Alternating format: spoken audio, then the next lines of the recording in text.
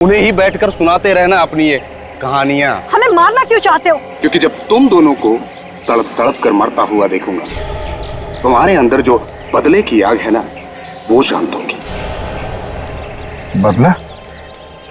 कैसा बदला? हाँ, तुम लोगों ने मेरे भाई को फांसी के तख्ते पे चढ़ा दिया और हम कुछ भी नहीं कर सके। कौन कौन था तुम्हारा भाई? जग्या। जग्या? जग्या तुम्हारा भाई था? हाँ, वही जग्या जिसका नाम सुनकर तुम्हारे पैर कांपने लगते हैं। न जाने कितने लोगों के घर उजाड़े हैं उसने, न जाने कितने बच्चों को अनाथ किया है। उसे फांसी नहीं होती तो क्या होती? फांसी से बढ़कर अगर कोई सजा होगी ना, वो मिलनी चाहिए थी उसे। दूंगा, उससे भी बड़ी सजा दूंगा। हाँ। ये जब चील कौए तुम दोनों को नोच नोच कर खाएंगे ना, तुम दोनों को ऐसी मौत मारूंगा कि आने वाले कई साल तक सीआईडी वाले इस बात को चाह कर भी भूल नहीं पाएंगे।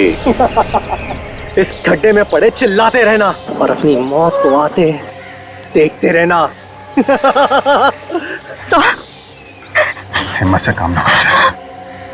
सीआईडी ऑफिसर की जिंदगी में कदम कदम पे मौत है। मौत से क्या घबराना। हम लोग जब सुबह घर से निकलते हैं तो मालूम थोड़ी होता है कि घर वापस लौटेंगे कि नहीं। हिम्मत से काम लो। काट रस्सी।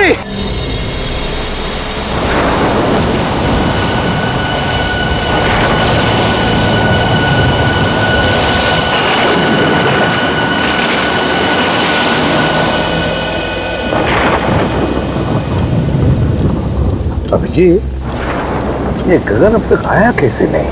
पहले तो ऐसे कभी नहीं हुआ। पता नहीं सर, फोन करके उसने बोला था कि बहुत अर्जेंट काम है, अभी आके मिलो। काम तो वैसे जरूरी होगा, वरना ऐसे नहीं बुलाता हुआ। हाँ सर, जब भी फोन करके बुलाया है कुछ काम की खबर दी है उसने। है खबरी, लेकिन बड़े काम का आदमी है। सर इसीलिए तो छूट दे रखी है अपराधियों के साथ रहने की, नहीं अब तक तो जेल में होता। यहीं पे बुलाया है ना उसने? हाँ सर, यही जगह बताई थी। ज्यादातर इसी जगह पे आके मिलता है हमसे।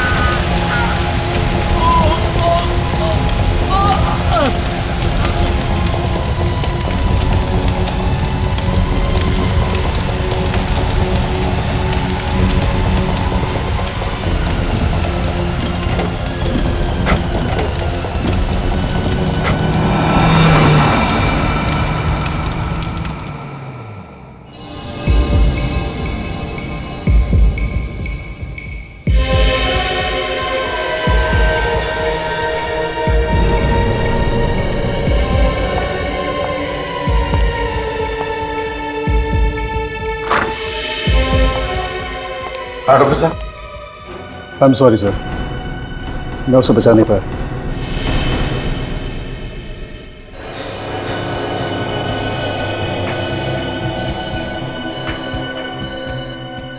लेकिन डॉक्टर साहब, जब हम इसे यहां लेकर आए थे तब तो ये जिंदा था ना? नहीं सर, इसकी मौत पहले ही हो चुकी थी। हार्ट ने काम करना बंद कर दिया था। शरीर गर्म था, इसलिए हमने कोशिश की शायद बच जाए। सर हो सकता है बिजली कड़कने की वजह से हार्ट अटैक वगैरह आ गया। नहीं सर, एक्चुअली इसकी मौत की वजह कुछ और है। क्या? इसकी मौत की वजह कुछ और है? जी सर। क्या क्या वजह हो सकती है? अब ये तो ठीक है, कोई बात नहीं। अभिजीत, बॉडी को फोरेंसिक लैब लेकर चलते हैं। डॉक्टर साळुंके ये बताएगा क्या हुआ है।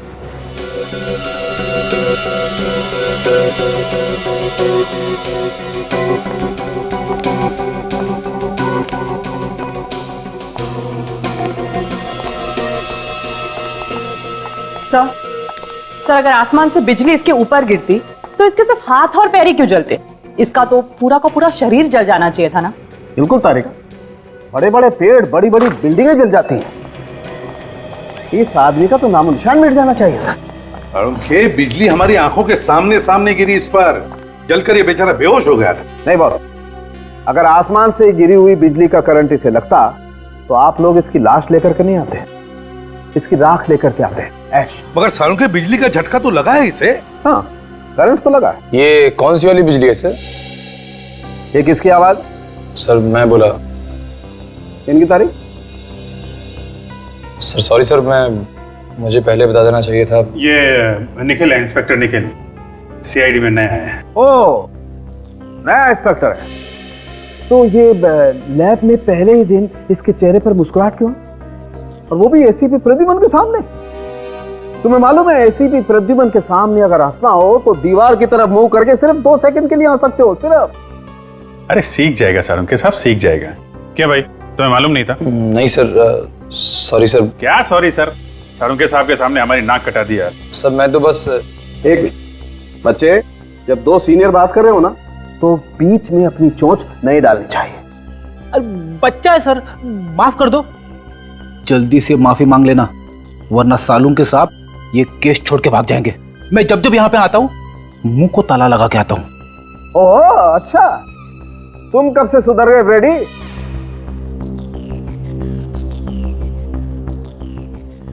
सॉरी सर, आगे से गलती नहीं होगी।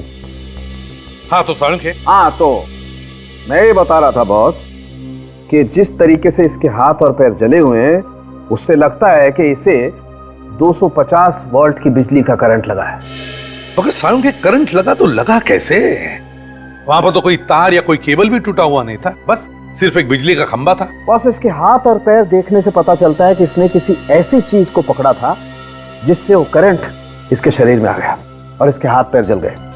सारुण के साहब, इसने हमारे सामने बाइक पोल पे लगाई, उसी समय बिजली कड़की और फिर हमने देखा ये जलने लगा, और इसकी बाइक भी। उस पोल में करंट होगा अभिजीत, तभी तो जैसे ही बाइक पोल से चिपकी उस पे करंट आ गया। मगर सर, बाइक का टायर कैसे जल सकता है? टायर तो रबर का बना होता है, और रबर में तो करंट पास नहीं होता। ये तुमसे किसने कहा है?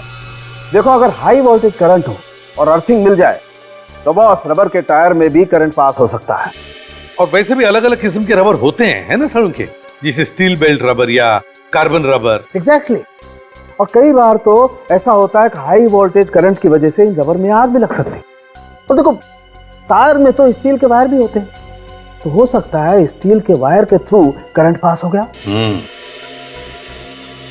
अभी ये एक बार फिर से उस बिजली के खंबे के पास जाकर के छानबीन करनी होगी। इलेक्ट्रिक सप्लाई डिपार्टमेंट के लोगों को भी वहां बुला लो।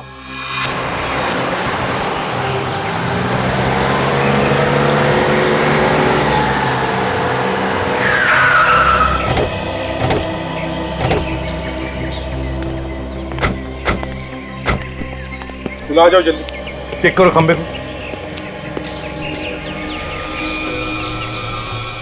सर पोल में करंट आ रहा है।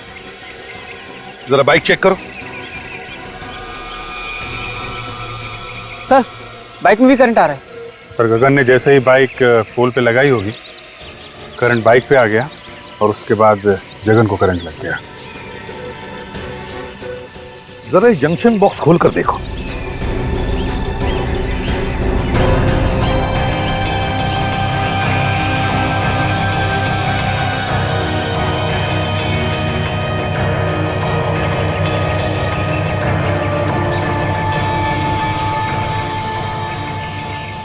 सर ये देखिए, बाइक का स्टैंड खराब है, इसीलिए गगन ने बाइक को खंबे को लगा के रखा होगा। सर ये देखिए, ये वायर कटे हुए हैं और पोल से जुड़े हुए हैं सर। इसका मतलब है कि जानबूझ के काटा है, और ये खून है सर। खूनी जानता था कि ये गगन हम लोगों से हमेशा यहीं आके मिलता है। अभिजीत खूनी ये भी जानता था कि गगन की बाइक का स्टैंड खराब है, और फिर गगन इसी खंबे पे आके अपनी बाइक लगाता था जब वो हमें मिलने आता था। हो सकता है सर, शायद खूनी अच्छी तरीके से जानता हो गगन को।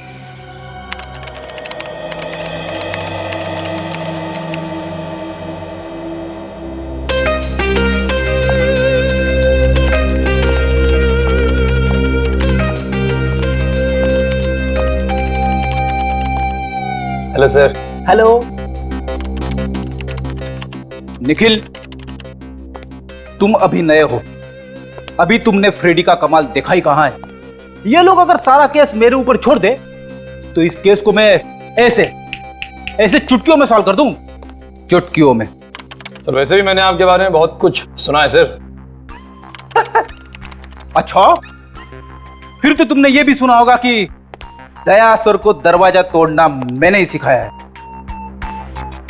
अरे देखते क्या हो, मैं झूठ नहीं बोल रहा हूं। तो कभी कभी मैं थक जाता हूं तो उन्हें कह देता हूं दरवाजा तोड़ने के लिए, तो वरना दयासुर तो।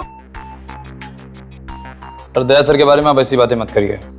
क्यों भाई, दयासुर को क्या पर लगे हैं? देखिए वो मेरे गुरु हैं और मैं उनके खिलाफ एक भी शब्द नहीं सुन सकता इस तरह के। अरे मैं तो मजाक कर रहा था। एक्चुअली मैं ये कहना चाहता था कि कभी कभी मैं भी दयासुर की मदद करता हूँ दरवाजा तोड़ने के लिए। और सर गगन ऐसे मरने वालों में से नहीं था, अपराधियों के साथ रहता था वो, और मैंने उसे कई बातें सिखा रखी थी। हर दांव पेच मालूम था सर उसे, कोई ना कोई उसके पीछे पड़ा हुआ था सर काफी दिनों से। हाँ दया, और वो जो भी कोई है वो जानता था कि गगन हमको क्या बताने वाला है। सर कैसे भी करके ये पता लगाना चाहिए कि वो बात क्या थी। हो सकता है कोई बड़ी घटना के बारे में हो। हाँ सर, वैसे तो वो मुझसे 3-4 दिन बाद मिलने वाला था, मगर उसने फोन करके बुला लिया मुझे। कोई तो बड़ी बात थी सर। गगन का रिकॉर्ड है ना हमारे पास? हाँ सर। बस तो देखो किन किन लोगों को जानता था, उन्हीं से हमें पता चलेगा। सर उसके परिवार वालों से भी पूछताछ करते हैं। हाँ भैया, परिवार वालों से भी पूछताछ करो, उसके फोन रिकॉर्ड चेक करो, देखो वो किस किस से बात करता था, किस किस से मिलता था। जैसे भी हो हमें पता लगाना ही चाहिए कि यह किसका काम है।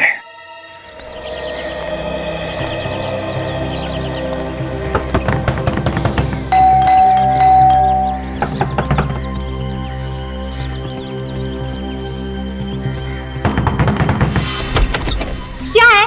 हाथों में चींटियां हैं क्या? काहे को बार-बार दरवाजा खटखटा रहे हो? वो गगन यहीं पे रहता है ना? हाँ यही रहता है, लेकिन घर पर नहीं है वो। खाली पीली नींद खराब कर देते हैं। कितनी बार समझाया उसे कि कस्टमर घर पे मत बुलाया कर, मत बुलाया कर। देखिए हम लोग कस्टमर नहीं है, हम लोग सीआईडी से। सीआईडी? साहब आइए ना, आइए साहब।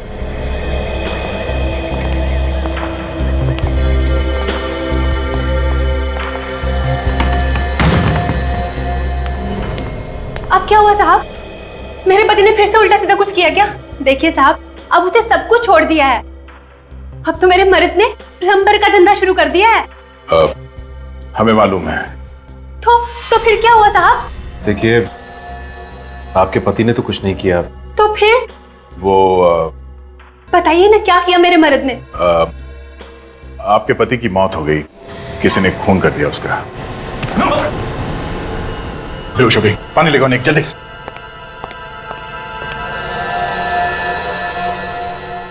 सदमा बर्दाश्त नहीं कर पाई बेचारी।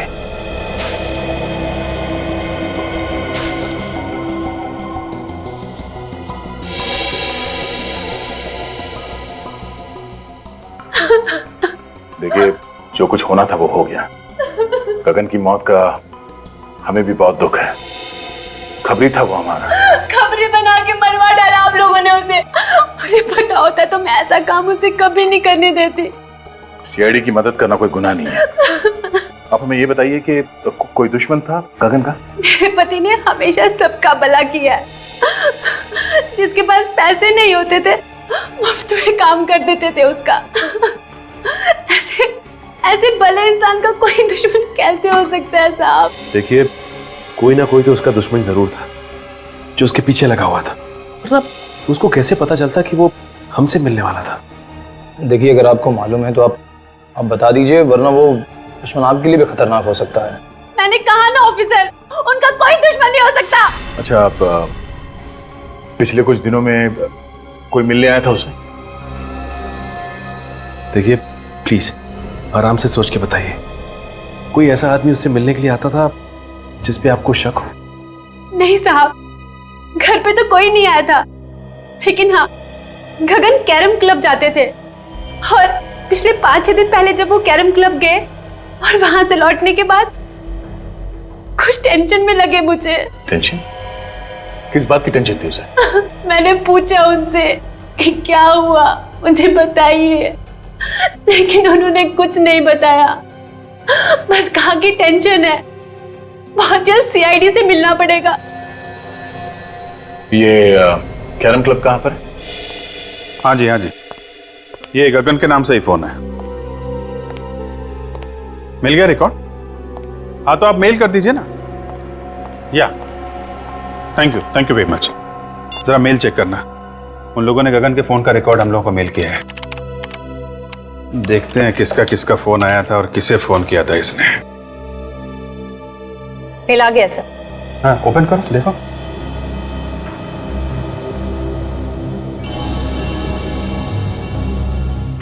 ये नंबर तो, ये देखा, कई बार फोन आया इस नंबर से। हाँ सर, 20 बार आया है। 20 बार? हाँ दया, क्या खबर? क्या बोला गगन की बीवी ने? अच्छा, 6 दिन पहले कैरम क्लब से आया तो टेंशन में था। ओके, हाँ फोन रिकॉर्ड चेक कर लेता हूं। नहीं वो मंगा लिया मैंने। या ओके 6 दिन पहले ऐसे फोन आया था, उसके बाद से काफी टेंशन में था। 6 दिन पहले किसका फोन आया था? ये तो वही नंबर है जहां से 20 बार फोन आया था। जरा पता करो किसका नंबर है।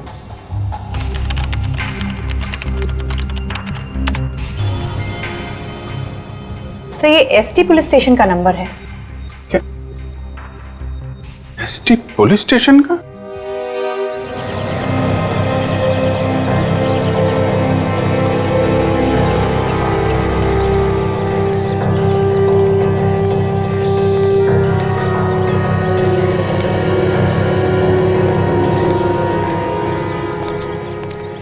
भाई, अरे रामू, बैठा था आप लोगों को। हम लोग यहाँ खेलने के लिए नहीं आए, एक खिलाड़ी के बारे में कुछ जानकारी लेनी है। किस खिलाड़ी के बारे में पूछना है सर? गगन के बारे में। गगन भाई, हाँ वो आता तो है लेकिन आज नहीं आया है। कोई काम हो तो बताइए, आएगा तो मैं बोल दूंगा उसको। वो अब कभी नहीं आएगा यहाँ। कैसी बातें कर रहे हो साहब? कौन है आप लोग? हम लोग सीआईडी से। सीआईडी? हाँ, गगन का किसी ने खून कर दिया। गगन भाई का खून कर दिया किसी ने? यहाँ उसके दोस्त कौन कौन है? डैनी और काका। इस वक्त कहाँ मिलेंगे दोनों? मिलेंगे कहाँ साहब? नहीं है। आइए सर। डैनी, काका, सीआईडी वाले आए हैं आपसे मिलने।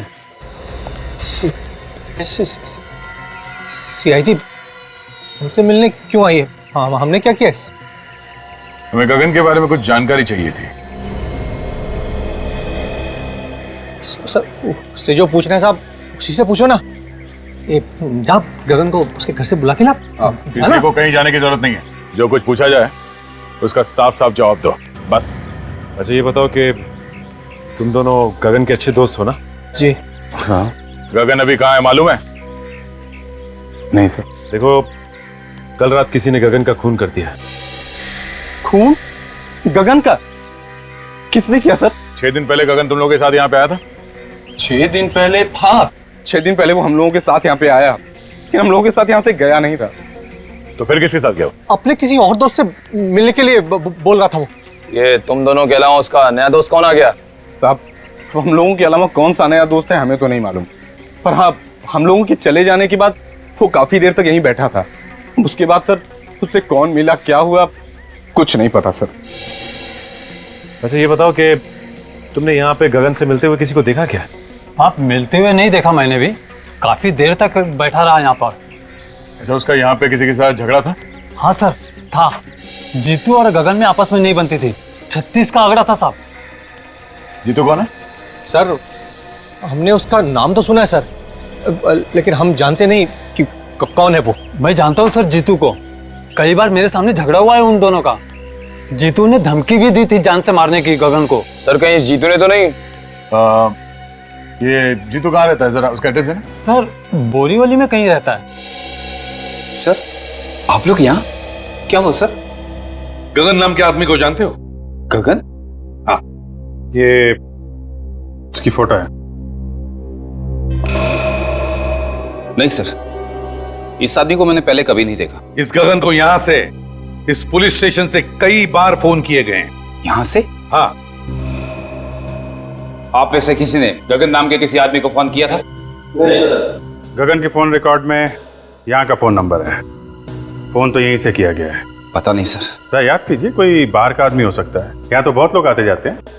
जी नहीं सर, बाहर का कोई भी आदमी फोन को हाथ नहीं लगा सकता। फिर तो कोई यहीं का आदमी है जो खूनी के साथ मिला हुआ है। अगर तुम में से किसी ने गगन को कॉल किया है या उसके बारे में कुछ भी जानते हो तो मुझे बता दो, अभी भी वक्त है। नहीं सर, हमने नहीं किया। नहीं सर, मैंने फोन नहीं किया। तुम जा सकते हो। सर ये तीनों नहीं बढ़ते हैं, मुझे उन्हीं पे शक था। कोई बात नहीं, अगर कुछ पता चले तो हमें बता देना। Okay sir. तो बिना फोन किए तो नंबर आएगा नहीं, और ये लोग कह रहे हैं फोन नहीं किया। अभिजीत, फोन यहीं से किया गया है। अब किसने और कैसे, वही देखना है।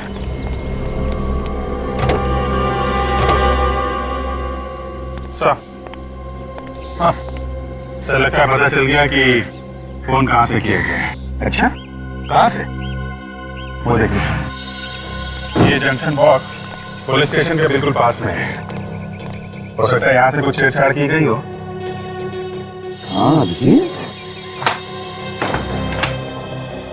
काम करो, टेलीफोन वालों को बुलाओ, पता चलेगा किसने क्या किया है यहाँ इस जंक्शन बॉक्स से। सर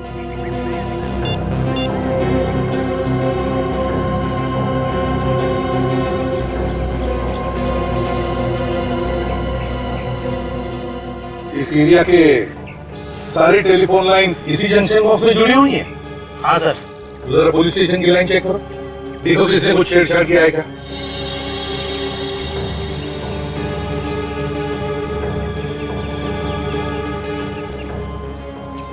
ये देखिए सर, ये तार टूटा हुआ है।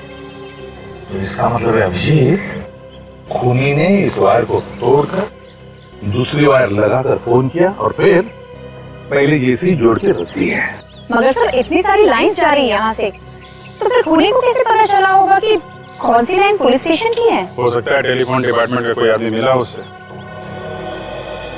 नहीं सर, आप हमारे ऊपर ऐसा इल्जाम नहीं लगा सकते। तो ये कैसे हुआ? ध्यान कैसे नहीं गया तुम्हारा? ताला टूटा हुआ है, वायर कटी हुई है। सर हम लोग महीने में एक बार चेक करने के लिए यहाँ पे आते हैं। पिछले महीने आए थे तो सब कुछ ठीक था सर। तुम लोगों के अलावा कोई और आता है ये चेक करने के लिए? नहीं सर, ये एरिया हम दोनों ही देखते हैं। अभिषेक, एक बात समझ में नहीं आ रही है, खूनी ने यहीं से फोन क्यों किया? शहर में इतने सारे पीसीओस है, जंक्शन बॉक्सेस है, यहीं से क्यों? सर हो सकता है खूनी इसी एरिया का हो, आसपास का रहने वाला। इस एरिया में तो जीतू भी रहता है जो गगन को जानता है, कहीं उसी ने तो फोन नहीं किया? काजल, ये जीतू गगन को सिर्फ जानता नहीं है, बल्कि उसने उसे जान से मारने की धमकी भी दी है।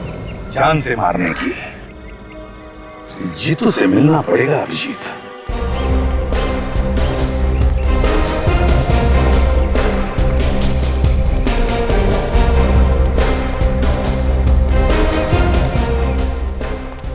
ये अरे दादा, ये जीतू यहीं पे रहता है ना? हाँ यहीं रहता है क्या वो घर पे? क्या मालूम होगा, जाके देख लो।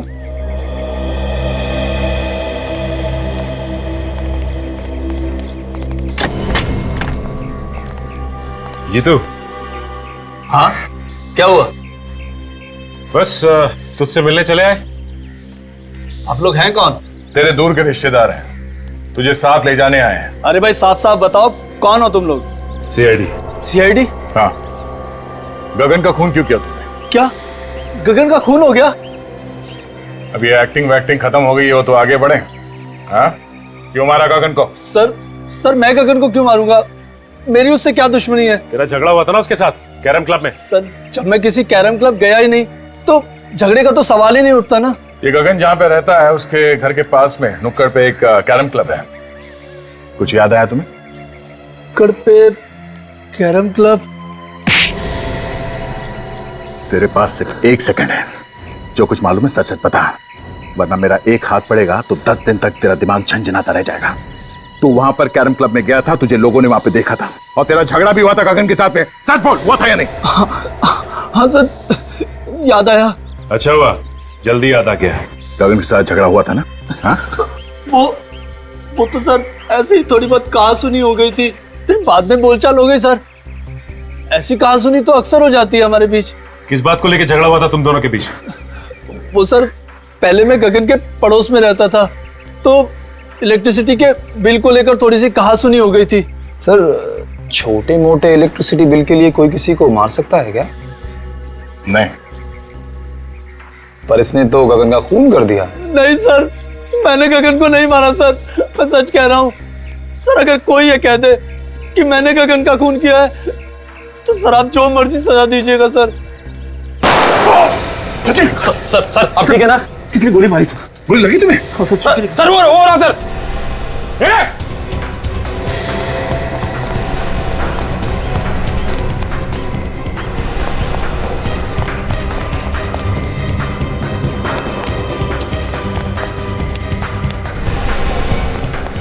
देखो तुम यहां से जाओ।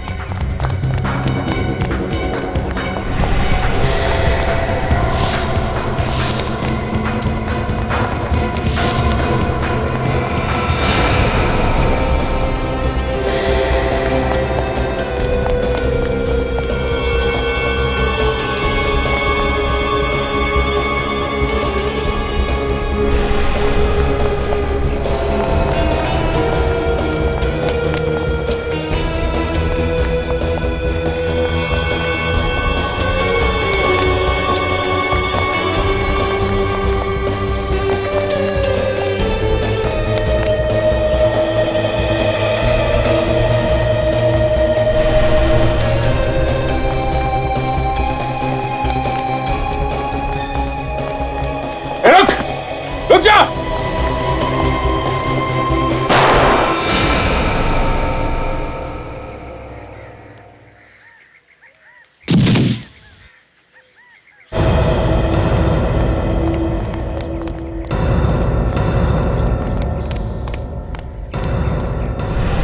पलटो इसे।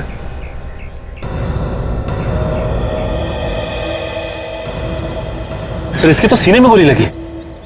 सीने में गोली लगी है? मगर मैंने तो इसके पैर पे गोली चलाई थी, वो भी पीछे से। इसके सीने में गोली कैसे लगी?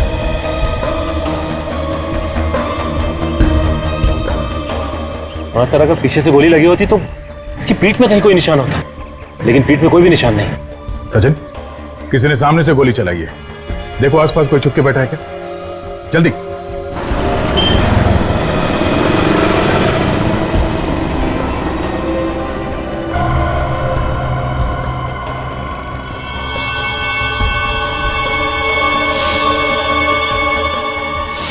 कैरम क्लब का नौकर? ये कैरम क्लब का नौकर जीतू को क्यों मारना चाहता था? जीतू, गगन और नौकर, 3 लोग। तीनों में से जीतू और गगन के बीच में झगड़ा हुआ, जिसमें गगन मारा गया। फिर नौकर ने जीतू को मारने की कोशिश की और खुद मर गया। लेकिन समझ में नहीं आ रहा कि इन 3 लोगों में चक्कर क्या है। सर, ऐसा लगता है इनके पीछे कोई चौथा आदमी भी है, जिसने नौकर से जीतू पे हमला करवाया। मगर नौकर फेल हो गया तो पकड़े जाने के डर से उसने नौकर को भी मार दिया। मगर सर, उसे पता कैसे चला कि हम लोग जीतू के घर जाने वाले हैं? वही तो क्या ये जो भी आदमी है जो ये सब करवा रहा है, वही हमारे हर कदम पे नजर रखे हुए है। और वो जानता है कि जीतू उसके बारे में सब कुछ जानता है, और इसीलिए उसने उसे मारने की कोशिश भी की। सर, अगर जीतू को मालूम होता तो हमें बता देता। काफी डरा हुआ था सर वो। सर, एक बात समझ में नहीं आई, किस नौकर ने जीतू पर हमला हम लोगों के सामने ही क्यों किया? हमारे वहां पहुंचने से पहले और वहां से निकलने के बाद भी तो कर सकता था। यह भी तो हो सकता है कि उस नौकर को तुम लोगों को मारने के लिए भेजा होगा। सर, अगर हम लोगों को मारने के लिए भेजा था तो दोबारा हमला करने से पहले 10 बार सोचेगा। लेकिन अगर जीतू को मारने के लिए भेजा था तो दोबारा हमला कर सकता है। सर, गगन को खूनी ने फोन किया था पुलिस स्टेशन के जंक्शन बॉक्स से, ताकि शक जीतू पे जाए। एक काम करो, ये नौकर जहां पर नौकरी करता था उस कैरम क्लब के मालिक को जाकर के मिलो और जरा प्यार से पूछो उससे पता लगाओ कौन कौन मिलने आता था उस नौकर को। Yes sir.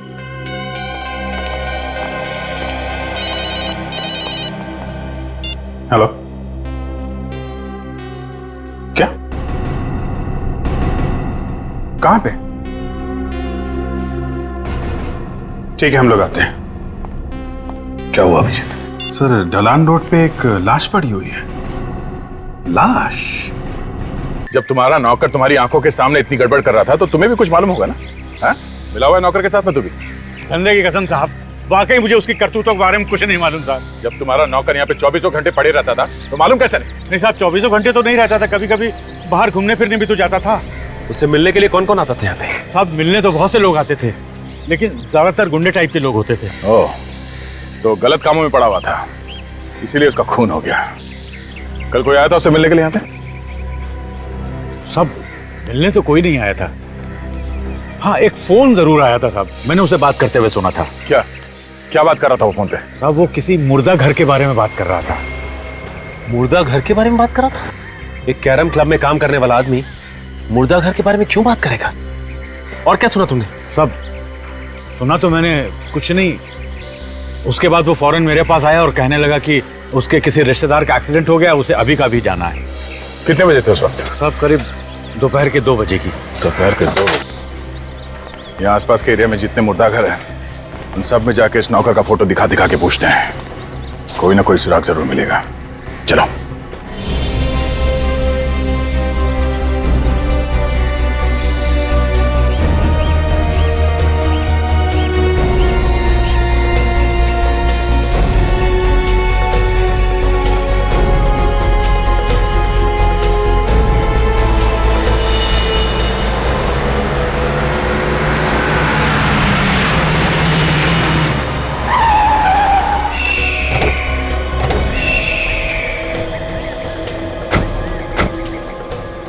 जिसे फोन किया है वो भाग गया है। यही तो प्रॉब्लम है, लोग पुलिस के पचड़े में नहीं पड़ना चाहते। सर एक्सीडेंट का केस लगता है। लेकिन ये सड़क इतनी दूर है काजल, और यहाँ आसपास टायर का कोई निशान भी नहीं दिख रहा है। लगता तो नहीं है एक्सीडेंट है। तो सर ये लाश यहाँ लाकर डाली गई है? हो सकता है। बॉडी को अच्छी तरीके से चेक करते हैं, देखते हैं मौत की वजह क्या है।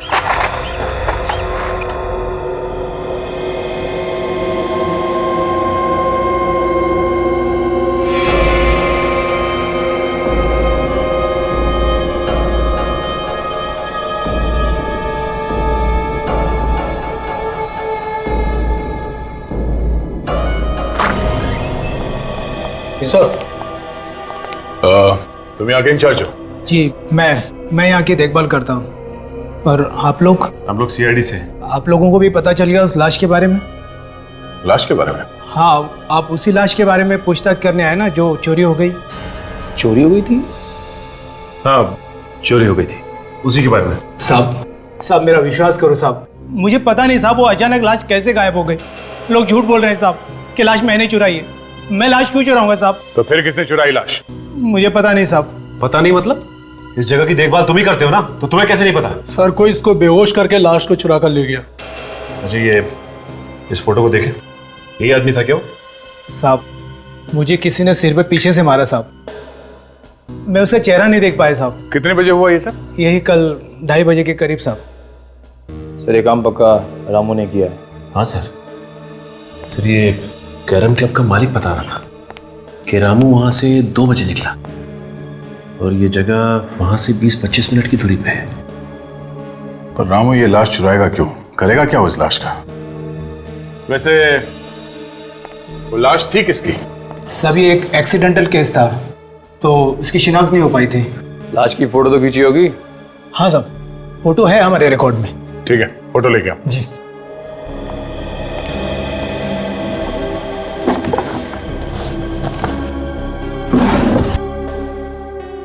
सभी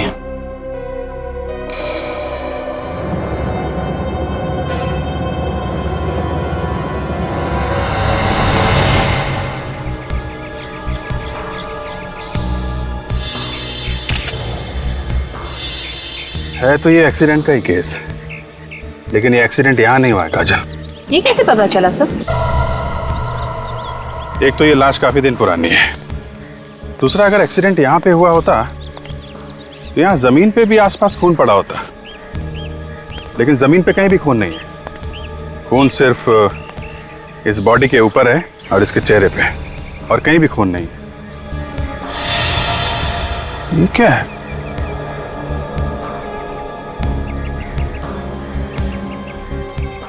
अंगूठे में धागा?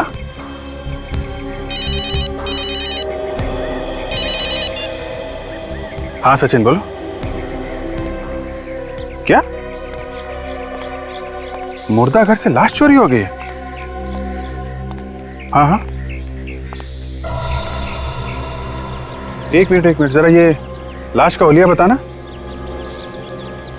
हाँ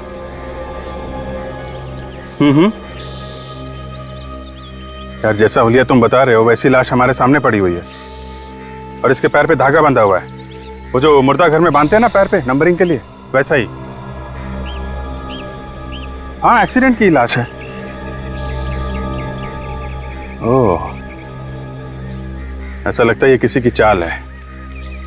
लाश यहाँ पे लाके डाल दी और हम लोगों को फोन करके बुला लिया।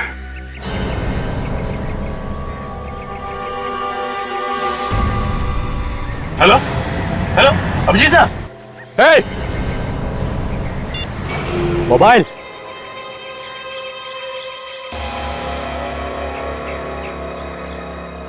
तुमने ठीक पहचाना ऑफिसर, ये हम लोगों की चाल थी जो काम कर गई।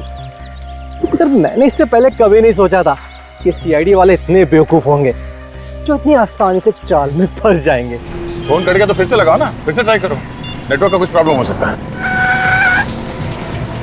सर अब तो नंबर स्विच ऑफ आ रहा है। मोबाइल स्विच ऑफ है? सीआईडी वालों के कान में खुजली करेगा, मालूम है अंजाम क्या होगा?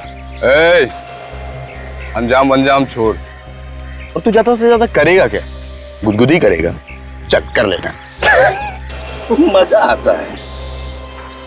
जब कीदड़ की मौत आती है तो वो शहर की तरफ भागता है।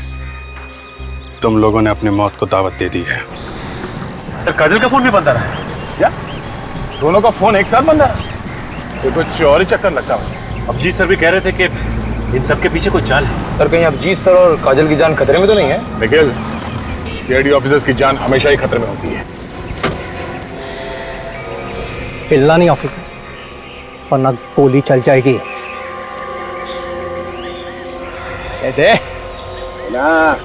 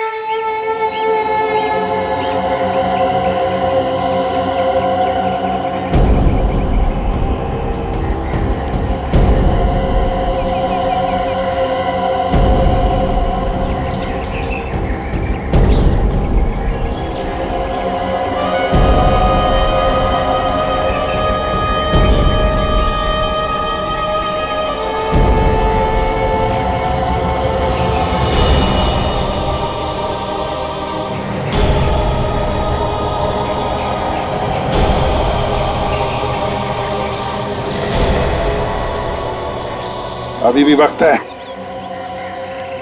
चुपचाप अपने आप को हमारे हवाले कर दो। बंद करो ये सब नाटक, समझे? तेरे मरने का टाइम आ गया, लेकिन तेरा भाषण देना अभी तक बंद नहीं हुआ ना। ऊपर जब ऊपर जाएगा ना तू, तो वहाँ तुझे बहुत सारे चोर लुटेरे मिलेंगे, उन्हें ही बैठकर सुनाते रहना अपनी ये कहानियां। हमें मारना क्यों चाहते हो? क्योंकि जब तुम दोनों को तड़प तड़प कर मरता हुआ देखूंगा, तुम्हारे अंदर जो बदले की आग है ना, वो शांत होगी। बदला? कैसा बदला? हाँ, तुम लोगों ने मेरे भाई को फांसी के तख्ते पे चढ़ा दिया और हम कुछ भी नहीं कर सके। कौन कौन था तुम्हारा भाई? जग्या। जग्या? जग्या तुम्हारा भाई था? हाँ, वही जगह जिसका नाम सुनकर तुम्हारे पैर कांपने लगते हैं। न जाने कितने लोगों के घर उजाड़े हैं उसने, न जाने कितने बच्चों को अनाथ किया है। उसे फांसी नहीं होती तो क्या होती? फांसी से बढ़कर अगर कोई सजा होगी ना, वो मिलनी चाहिए थी उसे। दूंगा, उससे भी बड़ी सजा दूंगा। हाँ। ये जब चील कौए तुम दोनों को नोच नोच कर खाएंगे ना, तुम दोनों को ऐसी मौत मारूंगा कि आने वाले कई साल तक सीआईडी वाले इस बात को चाह कर भी भूल नहीं पाएंगे। इस गड्ढे में पड़े चिल्लाते रहना और अपनी मौत को आते देखते रहना। हिम्मत से काम ना कर। सीआईडी ऑफिसर की जिंदगी में कदम कदम पे मौत है। मौत से क्या घबराना। हम लोग जब सुबह घर से निकलते हैं तो मालूम थोड़ी होता है कि घर वापस लौटेंगे कि नहीं। हिम्मत से काम लो। काट रस्सी।